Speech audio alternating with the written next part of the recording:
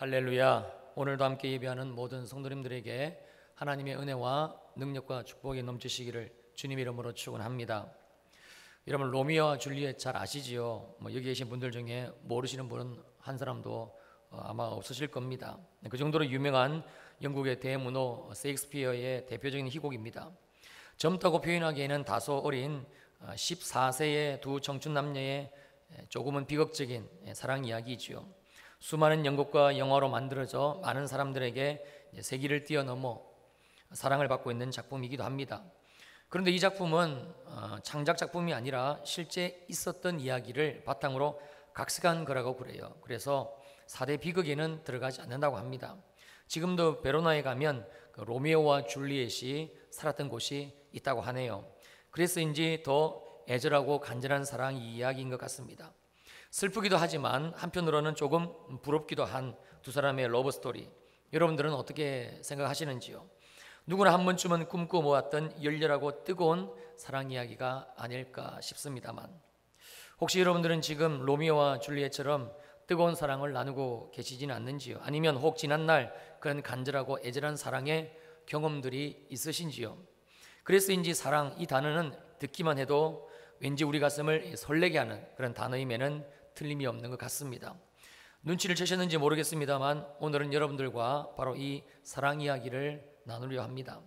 우리가 누군가와 뜨거운 사랑에 빠지게 되면 온통 머릿속이 그 사람 생각으로 가득 차는 경험을 하게 됩니다. 그런데 이것이 단순히 사랑이라는 감정 때문이 아니라는 것이 이제는 과학적으로 증명이 되었는데요. 사랑에 빠진 남녀의 뇌를 분석해 보면 특별한 화학 물질이 왕성하게 분비되는 것을 볼 수가 있습니다. 페닐에탈라민, 엔돌핀, 노르에피네프린, 도파민, 바로 그런 것들입니다. 특별히 사랑을 부르는 화학 물질로 알려져 있는 페닐에탈라민은 열정적인 그 사랑의 감정을 자극하는 물질이라고 그래요. 그리고 우리가 깊은 사랑에 빠졌을 때 뇌에 발생되는 또 다른 화학 물질은 엔돌핀인데, 이 엔돌핀은 안정적인 감정과 기분을 유지시켜 주고요. 그리고 노르에피네프린은 육체적인 쾌감을, 그리고 도파민은 만족감, 그리고 자신감을 주어가지고 그 두 사람이 아주 사랑을 잘 유지시켜 줄 수 있도록 그렇게 도움을 준다고 합니다. 또한 사랑에 빠진 연인들의 뇌에서는 아주 특별한 일이 나는데, 그것은 비판적인 사고와 부정적인 감정을 일으키는 그 편도체 뒤쪽에 그런 부분이 있다고 그래요. 뇌에. 이것이 비활성화, 즉 움직이지를 않는다는 거예요. 그래서 사랑하는 사람이 생기게 되면 그 사람의 외모라든지 그 사람의 행동이라든지 이런 결점들이 있어도, 보여져도 관대해지게 되고 또 잘 보지 못하게 된다고 합니다. 우리말에 사랑하면 눈에 뭐가 쉰다고 그래요? 콩깍지가 쉰다고 그러잖아요. 그게 과학적으로 증명이 된 셈이지요. 그러나 정말 아쉽게도 이러한 일련의 모든 현상들, 그것들은 알려진 바로는 유효기간이 길어야 2달에서 석 달 정도로 아주 짧다는 사실입니다. 그래서인지 사랑에 대한 시라든지 하다못해 사랑에 대한 대전과요 내용조차도 사랑하면 아픔, 사랑하면 슬픔, 아니면 사랑의 어떤 회의, 그런 내용들로 가득 차 있는지도 모르겠습니다. 그렇다면 여기에서 우리는 한 가지 질문을 던져봅니다. 이 세상에서 영원한 사랑은 없는 것인가? 여러분은 어떻게 생각하십니까? 놀라운 사실은요, 하나님은 우리 인간을 사랑받는 존재로 창조하셨고 또한 서로 사랑하는 존재로 만드셨다는 사실입니다. 그것도 영원히 사랑받는 존재, 영원히 사랑하는 존재로 주님은 우리를 만드셨습니다. 창세기 1장 26절 27절을 보면 하나님이 이르시되 우리의 형상을 따라 우리의 모양대로 우리가 사람을 만들고 그들로 바다의 물고기와 하늘의 새와 가축과 온 땅과 땅에 기는 모든 것을 다스리게 하자 하시고, 하나님이 자기 형상, 곧 하나님의 형상대로 사람을 창조하시되 남자와 여자를 창조하셨다. 우리가 잘 아는 말씀이지요. 하나님은 우리 인간을요 하나님의 형상을 따라 하나님의 모양대로 만드셨습니다. 무슨 말씀입니까? 전능하신 하나님, 창조주 하나님이 친히 신이신 당신의 형상과 모양을 따라, 즉 우리 안에 하나님의 성품과 하나님의 기질과 하나님의 특성을 직접 넣어주시고 그리고 우리를 창조하셨다는 말씀입니다. 이 내용을 창세기 2장 7절 말씀을 통해서 보면 더 명확하게 이해가 되는데요. 창세기 2장 7절입니다.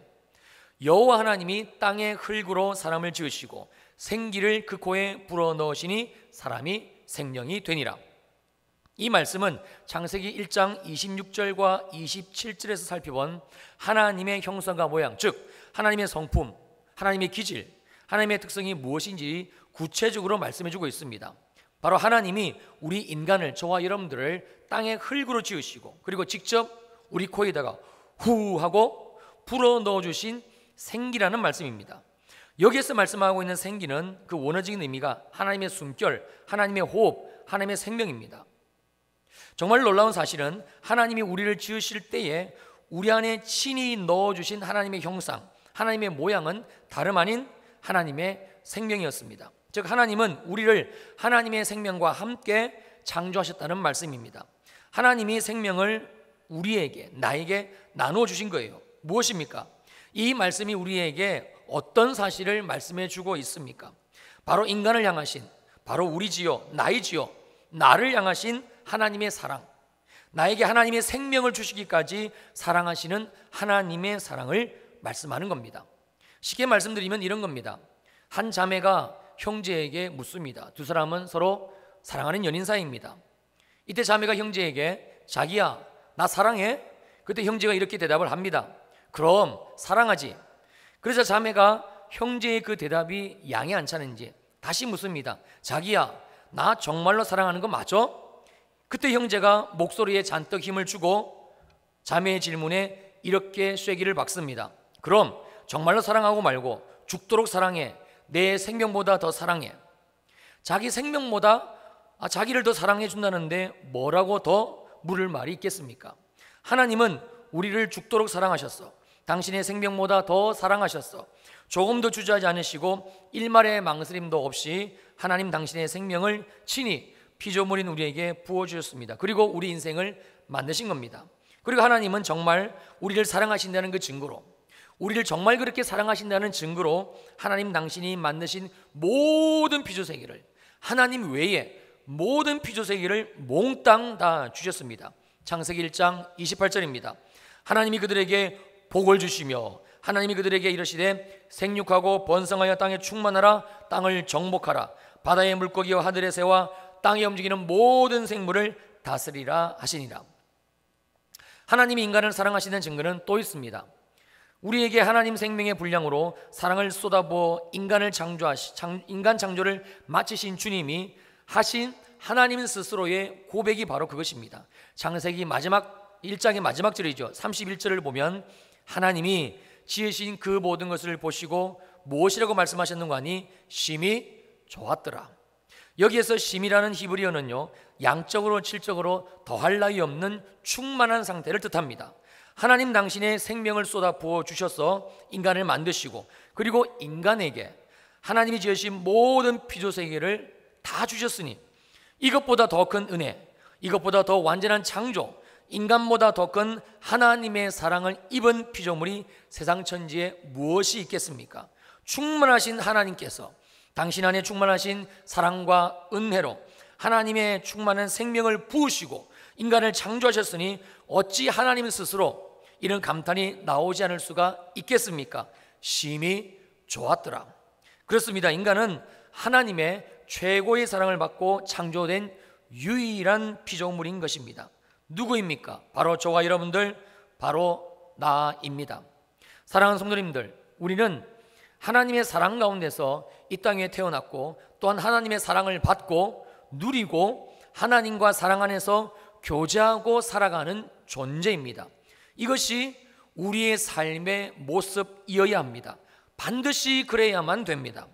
만에 하나 억만에 하나라도 그렇지 못할 확률, 하나님의 사랑을 누리지 못할 확률, 하나님과 사랑의 교제를 누리지 못할 확률은 0%입니다. 왜냐하면 전능하신 창조주 하나님이 우리를 하나님의 사랑을 받는 존재로 주님께서 직접 우리를 만드셨기 때문입니다.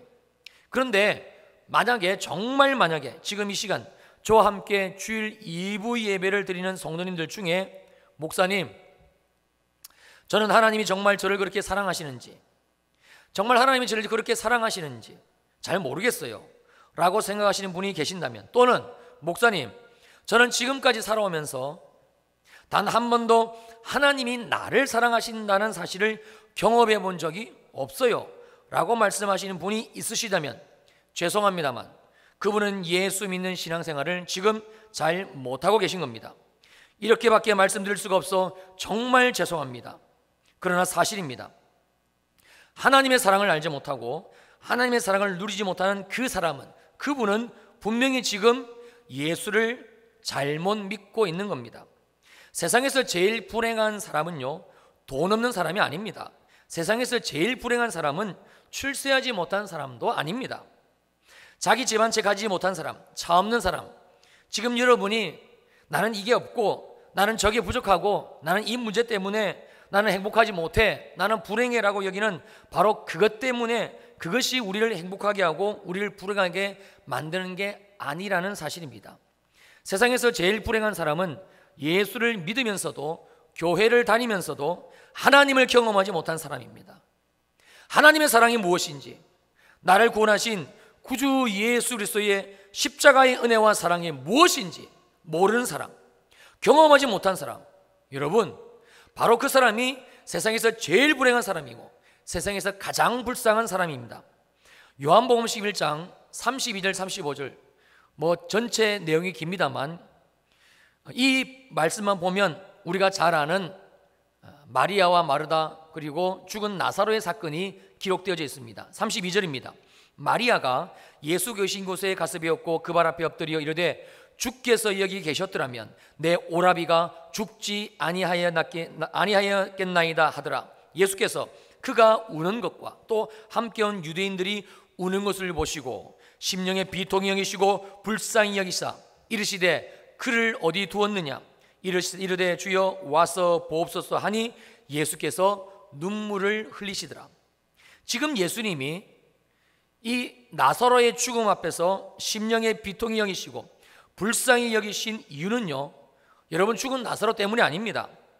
하나님이신 우리 예수님이 그들에게 눈물을 보이신 까닭은 갑자기 당한 오라비의 죽음 앞에 오열하고 있는 마리아와 마르다 자매가 불쌍해서 그래서 우리 예수님이 눈물을 흘리시는 게 아닙니다. 요한복음 11장 25절 26절 우리가 잘 아는 말씀이죠. 예수께서 이르시되 나는 부활이요 생명이니 나를 믿는 자는 죽어도 살겠고 무릇 살아서 나를 믿는 자는 영원히 죽지 아니하리니 이것을 내가 믿느냐. 살아계신 하나님이 지금 자기들 눈앞에서 친히 그 입술의 말씀으로 죽어도 살고 영원히 죽지 않는 부활의 생명을 말씀하고 계심에도 불구하고 하나님의 이 말씀을 들음에도 불구하고 깨닫지 못하고 믿지 못하는 마리아와 마르다가 불쌍해서 주님은 그들을 위해서 비통히 여기시고 울고 계신 겁니다. 함께 조문한 수많은 사람들이 예수님의 이 말씀을 듣고 예수님의 이 부활의 메시지를 듣고도 알지 못하고 깨닫지 못하는 것이 너무 안타까워서 우리 지금 주님은 울고 계시는 겁니다.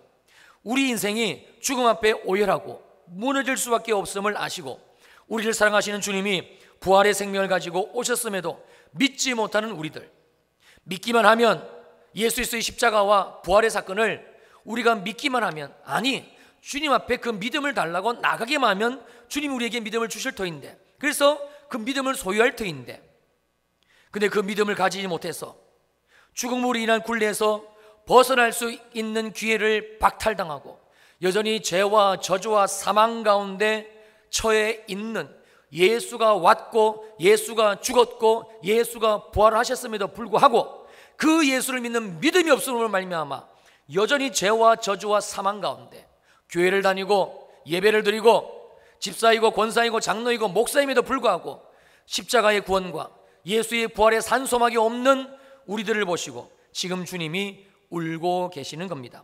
왜냐하면 기독교는 종교가 아니기 때문입니다. 하나님의 말씀, 하나님의 그 말씀을 적어놓은 성경은 교리를 적어놓은 책이 아닙니다. 우리의 신앙은 죽은 신, 없는 신, 가짜 신을 대상으로 하는 죽은 신앙이 아닙니다. 우리는 지금도 살아계신 하나님께 우리의 예배를 드리고 우리가 신앙생활을 하는 것이고 우리가 기도생활을 하는 것이고 우리가 교회생활을 하는 것입니다. 세상 다른 잡다한 종교들이 행하는 것처럼 아무 생명력도 없고 우리의 삶에 어떤 영향력도 미치지 못하는 죽은 신에게, 없는 신에게, 가짜 신에게 드리는 껍데기 예배, 껍데기 기도, 형식적인 기도, 죽음 부활한 기도, 헛수고가 아니라라는 사실입니다. 그렇다면 왜 우리는 예수를 믿으면서도, 교회를 다니면서도, 하나님을 섬기면서도 하나님이 그토록 나를 사랑하신다는 그 사실을 모른 채 여전히 죽은 신앙, 껍데기 신앙생활 우리가 하고 있는 것일까요? 왜 그런 것일까요? 여러분, 결론은 죄입니다. 하나님은 이스라엘 백성들을 출애굽시키셨습니다. 그리고 그들은 홍해를 거대한 물벽 사이로 마른 땅을 밟으며 건너왔습니다. 하나님이 세상에서 가장 존귀하고 사랑받는 자로 이 땅에 그들을 태어나게 하셨는데, 그런데 이스라엘 백성들의 삶은 완전히 하나님께 의도와는 180도 달랐지요. 날마다 무거운 짐을 져야만 됐고, 날마다 괴로운 삶을 살아야만 됐습니다. 육체의 고통도 힘겨운데 거기에 설상가상으로 정신적인 학대까지 받았으며, 더 힘든 것은 고통의 시간이 날이 갈수록 그들에게 점점 더 가중되어졌다라는 사실입니다. 그래서 하나님은 이스라엘 백성들을 애굽에서 끄집어내시게 됩니다. 애굽이라는 세상에서 하나님이 구원하신 것입니다. 그리고 그들은 홍해를 건넜습니다. 성경 고린도전서 10장은 구약의 이 출애굽 사건을 오늘 우리가 받은 예수 믿고 받은 구원, 그리고 그 예수 그리스도로 말미암아 받은 세례와 동일한 사건이라는 사실을 이렇게 말씀해 줍니다. 고린도전서 10장 1절과 2절입니다. 형제들아, 나는 너희가 알지 못하기를 원하지 아니하노니 우리 조상들이, 이스라엘 백성들이죠, 다 구름 아래 있고 바다 가운데 홍해입니다 지났으며 모세에게 속하여 다 구름과 바다에서 세례를 받았다. 구원을 받고 세례까지 받았으니 이제는 하나님의 사랑과 은혜 안에 거하면서 누리며 살면 되는 것입니다. 그렇지 않습니까? 무엇이 문제될 게 있겠습니까? 그런데 안 되는 겁니다. 분명히 그 지긋지긋한 애굽의 굴레에서 벗어났는데, 분명히 홍해를 건넜는데, 그런데 여전히 그들의 인생은 힘들고 어렵습니다. 장소만 애굽이 아닐 뿐 그들의 생각과 그들의 마음은 여전히 애굽에 머물러 있습니다. 무엇입니까? 죄의 결과입니다. 그들 안에 머물러 있는 죄성 때문입니다. 그래서 주님은 이스라엘 백성들에게 이 죄의 문제를 해결할 수 있는 방법을 말씀하셨는데, 여러분, 그것이 바로 오늘 본문 레위기 9장에 나와 있는 제사이지요. 여러분, 레위기 9장 2절을 보세요. 아론에게 이르되 속죄제를 위하여 흠없는 송아지를 가져오고 번제를 위하여 흠없는 순양을 여호와 앞에 가져다 드리고, 하나님은 모세를 통해서 제사장인 아론에게 속죄제와 번제에 사용할 제물을 가져오라 명령하십니다. 그리고 3절과 4절에서는 이스라엘 자손에게 속죄제, 그리고 번제, 그리고 화목제에 바칠 제물을 가져오라 말씀하십니다. 그리고 하나님은 아론과 이스라엘 자손들에게 왜 이런 명령을 지금 내리고 계시는지 그 이유를 이렇게 말씀하십니다. 여러분, 성경 레위기 9장 4절 하반절입니다. 오늘 여호와께서 너희에게 나타나실 것임이니라. 그러니까 하나님이 지금 모세를 통하여 아론과 이스라엘 자손들에게 속죄제, 번제, 화목제에 쓸 제물을 직접 가져오게 하시고, 그리고 제물을 잡아주기 위해서 피를 뿌리고 쏟고, 제물의 배를 갈라 내장과 지방을 끄집어내고 불에 태우고, 번제 같은 경우에는 머리부터 꼬리까지 모든 토막과 껍질까지 다 태우는 이 제사를 지내게 하신 이유가 다름 아닌 하나님이 이스라엘 백성 가운데 나타나시기 위해서라는 겁니다. 여러분, 뭔가 이상하지 않습니까? 하나님이 친히 구원하신 당신의 백성들입니다. 그냥 나타나시고 싶으실 때 나타나시면 되는 거 아니겠습니까? 그들 가운데 주님이 오셔가지고 은혜를 주시고 복을 주시고 하나님 안에 있는 사랑을 쏟아부어 주시고 그러면 되는 거지. 하나님이 그들 가운데 나타나셔야 되는데 뭐가 이렇게 과정이 복잡하고 뭐가 이렇게 순서가 많습니까? 왜 이렇게 어려운 것입니까? 여러분, 그리고 하나님은 전능하신 하나님이십니다. 무슨 일이든지 하나님 당신 마음대로 하실 수가 있으신 분이십니다. 그런데 하나님은 지금 이스라엘 백성들에게 바로 오실 수가 없습니다. 그래서 모세를 통해서 아론과 이스라엘 자손들에게 속죄제를 드리고 번제를 드리고 화목제를 먼저 지낼 것을 말씀하는 겁니다. 우리는 오늘 본문 말씀을 통하여 반드시 그 이유를 알아야만 합니다. 우리가 그 이유를 알지 못하면 우리는 평생 하나님을 섬기고 예배를 드리고 교회를 다니고 예수를 믿어도 하나님과의 그 사랑의 교제, 하나님이 구원받는 우리에게 주시기를 원하시는 그 사랑, 그 은혜는 여전히 우리와는 거리가 멀 수밖에 없습니다. 첫째, 하나님이 지금 모세에게 지시한, 그래서 아론과 이스라엘 자손들이 반드시 그리고 먼저 지내야만 했던 이 제사의 세 가지는 모두 죄를 씻기 위한 제사라는 사실을 우리가 알아야만 됩니다. 여러분, 속죄제는 말씀 그대로 죄의 사함을, 죄의 속함을 받기 위해서 드렸던 제사입니다. 여러분, 번제는 하나님 앞에 헌신의 삶을 살기 위해 드렸던 제사로 나는 제물과 함께 죽고 흠없는 제물의 생명을 받아 오직 하나님의 은혜로 살기를 원하는 자가 드렸던 제사입니다. 그리고 화목제는요, 제물의 피와 생명의 대가로 하나님과 화목하지 못했던 내가 이제는 그 안에 죄가 씻겨지고 그러므로 말미암아 하나님과 영원히 화목한 존재, 이제는 하나님과 화목된 존재로 살아가려는 자가 드렸던 제사입니다. 그렇습니다. 아무리 이스라엘 백성들을 사랑하시는 하나님이라 할지라도 그들이 죄 가운데 있으면 하나님은 방법이 없으십니다. 전능하시고 전지하시고 무소부지하신 하나님이라 할지라도 하나님은 절대 죄 가운데 있는 죄덩어리인 죄인인 그들을 만나러 가실 수가 없으십니다. 그리고 그들에게 복을 주시고 은혜를 주시고 하나님 안에 있는 그 사랑을 부어주실 수가 없으십니다. 이사야서 59장 1절에서 2절입니다. 여호와의 손이 짧아 구원하지 못하심도 아니요 귀가 둔하여 듣지 못하심도 아니라 오직 너희 죄악이 너희와 너희 하나님 사이를 갈라놓았고 너희의 그 죄가 그의 얼굴을 가리었어, 하나님의 얼굴을 가리었어 너희에게서 듣지 않으시게 함이니라. 그래서 하나님은 당신이 그토록 사랑하시는 이스라엘 백성들에게 나타나시기 전에 직접 강림하셔서 은혜를 주시고 복을 주시기 위해 모세를 불러 아론과 이스라엘 자손들이 먼저 속죄제, 번제, 화목제를 지낼 것을 지금 명령하고 계신 겁니다. 사랑하는 성도님들, 하나님은 사랑의 하나님이십니다.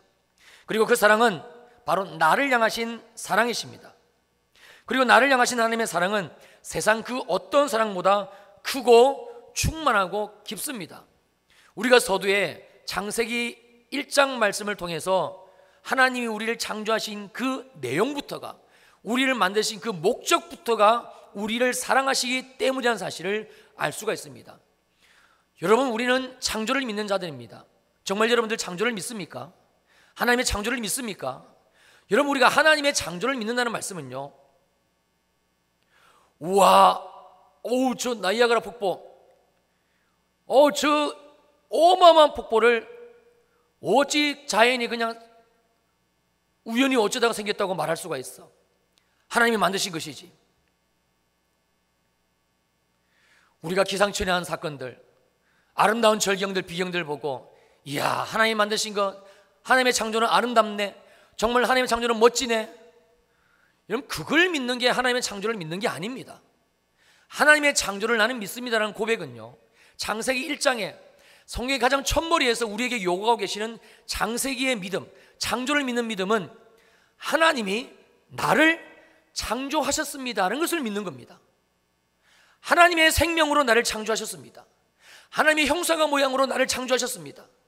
하나님은 나를 창조하시고 하나님이 창조하신 모든 것을 나를 사랑하신다는 증거로 주셨습니다. 하나님은 그 창조를 마치시고 내게 그 모든 것을 주시고 그리고 심히 좋았더라 말씀하시며 주님의 나를 향하신 그 기쁨의 탄성을 주님 나는 믿습니다. 그게 우리가 창조를 믿는다는 것이고 창세기를 믿는다는 사실입니다. 뿐만이 아닙니다. 성경 66권은요 온통 인간을 향하신, 바로 나를 향하신 하나님의 사랑 이야기로 가득 차 있습니다. 여러분, 하나님의 사랑은 교리가 아닙니다. 하나님의 사랑은 신약도 아닙니다. 이론도 아니고요, 그 옛날 수많은 성경 속의 인물들이 과거의 역사 속에서 하나님의 사랑을 이렇게 받았더래요, 그들은 하나님의 사랑을 이렇게 누렸더래요, 전해져 내려오는 글자 속에 갇혀있는 이야기가 아니다라는 말씀입니다. 여러분, 하나님의 사랑은 실제입니다. 하나님의 사랑은 사실이고요, 하나님의 사랑은 진짜입니다. 하나님의 사랑은 오늘도 우리 안에서 진행되어지고 있는 현재형입니다. 그런데 만약에 천만에 하나, 억만에 하나, 억만에 하나라도 오늘 저와 함께 예배드리시는 우리 성도님들 중에 하나님의 사랑이 무엇인지, 하나님의 사랑이 어떤 것인지 알지 못하신 분이 계신다면, 하나님의 그 사랑을 받아본 경험이 나는 없어요 라고 말씀하시는 분이 있으시다면 그분은 반드시 이 사실을 아셔야만 됩니다. 우리가 지금까지 예수를 믿고 하나님을 예배하고 주일이면 교회에 나와 앉아 있었음에도 불구하고 하나님의 사랑을 받아본 경험이 없다면, 하나님의 사랑을 내가 지금 알지 못하고 있다면 이유는 한 가지밖에 없습니다. 이유는 오직 한 가지입니다. 그것은 바로 내 안에 아직까지 해결되어지지 않은 죄 때문입니다. 이 죄가 하나님과 나 사이를 갈라놓고 있습니다. 이 죄가 하나님이 내게 주신 은혜를 가로막고 있습니다. 여러분, 이 죄가요, 나를 향하신 하나님의 사랑을 알지도 못하게 만들고 누리지도 못하게 만든다는 사실입니다. 그러나 우리가 지금까지 하나님의 사랑을 몰랐다 하더라도 지금 현재 내가 그 하나님의 사랑 안에 혹시 없으신 분이, 그 하나님의 사랑을 모르시는 분이 여기에 계신다 할지라도 그러나 괜찮습니다. 하나님이 지금 주시는 이 말씀은, 하나님이 오늘 우리에게 들려주신 이 말씀은 지금까지의 우리 인생을 충분히 넉넉하게 역전시킬 수 있는 능력의 말씀입니다. 여러분, 히브리서 9장 12절에서 14절을 보면 이렇게 기록되어져 있습니다. 염소와 송아지의 피로 하지 아니하고 오직 자기의 피로 영원한 속죄를 이루사 단번에 성소에 들어가셨느니라. 염소와 황소의 피와 및 암송아지의 죄를 부정한 자에게 뿌려 그 육체를 정결하게 하여 거룩하게 하거든, 하물며 영원하신 성령으로 말미암아 흠없는 자기를 하나님께 드린 그리스도의 피가, 예수 그리스도의 십자가 보혈이 어찌 너희 양심을, 너희 마음을, 너희 생각과 마음을 죽은 행실에서 깨끗하게 하고 살아계신 하나님을 섬기지 못하게 하겠느냐. 그렇습니다. 우리를 영원한 저주와 사망 가운데서 구원하신 예수 그리스도의 십자가 보혈이 바로 그 유일한 해결책이며 능력입니다.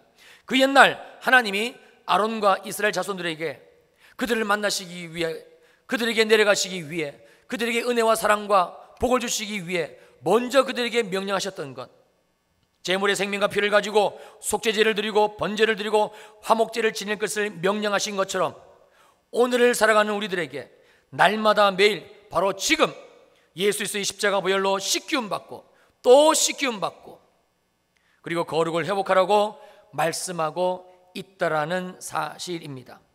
염소와 황소의 피, 구약의 제사의 피지요, 암송아지의 제물이지요, 부정한 자에게 뿌렸습니다. 그래서 그 육체를 정결하게 해서 하나님은 그들을 거룩하다고 하셨습니다. 그리고 그들에게 은혜를 주셨습니다. 하물며 그 구약 시대에 그 짐승의 피가, 그 제물의 피가 그들을 정결하게 하고 거룩하게 해서 하나님의 은혜를 입게 했거든. 하물며 영원하신 성령으로 말미암아, 오늘도 우리와 함께 하시는 성령으로 말미암아, 오늘도 우리의 예배 자리에 계신 이 성령 하나님으로 말미암아 흠없는 자기를, 예수 그리스도 당신을, 그 주님의 육체를 하나님께 올려드려서 하나님께 온전히 바쳐서 그리고 우리에게 주신 그리스도의 피, 예수 그리스도의 십자가 보혈의 능력이 어찌 너희, 우리, 바로 나야, 이 양심을 죽은 행실,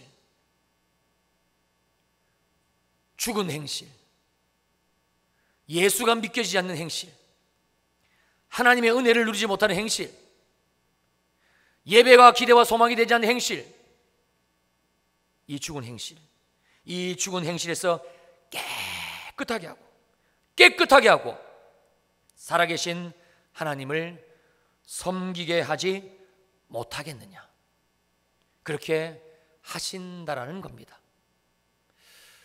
오늘도 우리가 이 십자가의 보혈을 의지하고 오늘도 우리가 이 십자가의 보혈을 믿고, 오늘도 우리가 이 십자가 보혈 앞에 나아가고, 오늘도 우리가 이 십자가 보혈의 능력을 경험해야 되는 사실은요, 우리를 영원한 죄와 저주와 사망 가운데서, 이 지긋지긋한 우리 육신 속의 이 죄성 가운데서,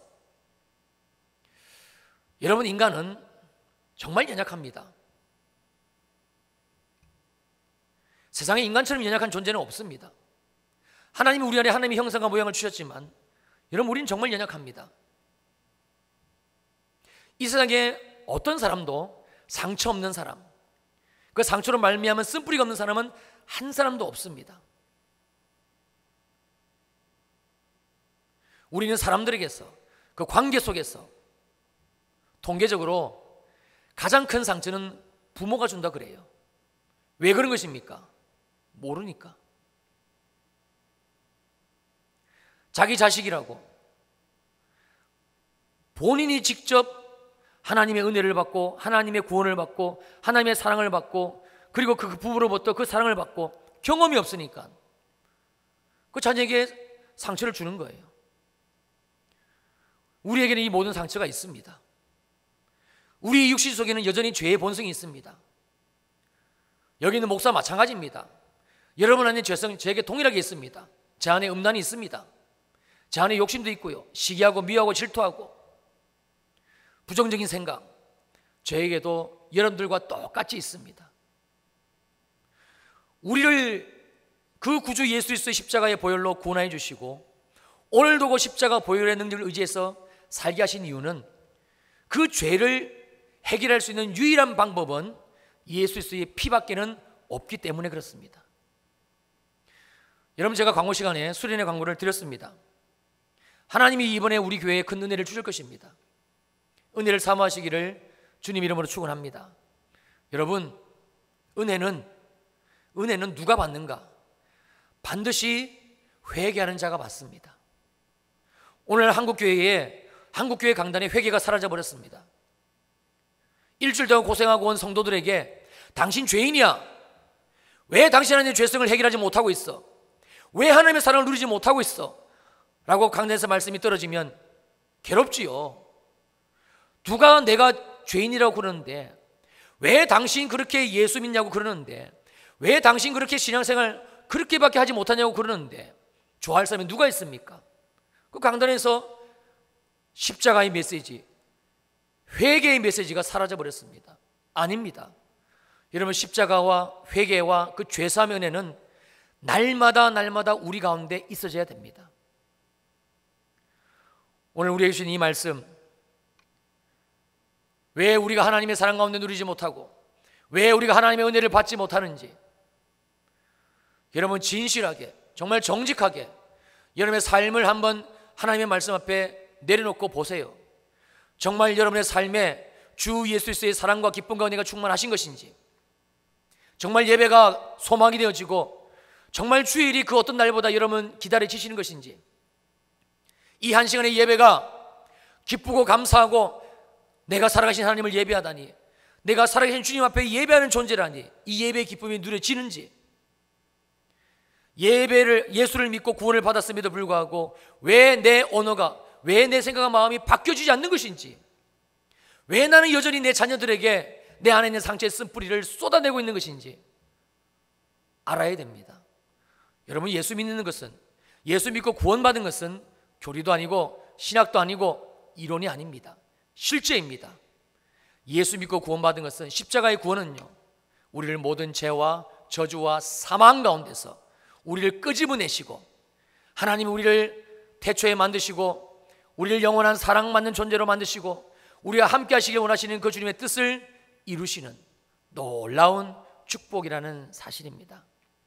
이번 여름 은혜 받는 이 시즌에 다시 십자가 앞에 서시고, 다시 십자가 앞에서 여러분의 우리의 삶을 내려놓고 보시고, 주님이 내게 깨닫게 하시고 성령님이 내게 보게 하셔서 우리 안에 있는 상처의 쓴뿌리들, 우리의 삶에, 우리의 생각과 마음에 이 육신 속에 있는 이 죄의 쓴뿌리들 다 뽑아내시고 예수의 보혈로 씻기움 받으시고 하나님의 큰 은혜가 임하게 되시기를, 하나님의 큰 은혜가 임하게 되시기를 주님 이름으로 축원합니다.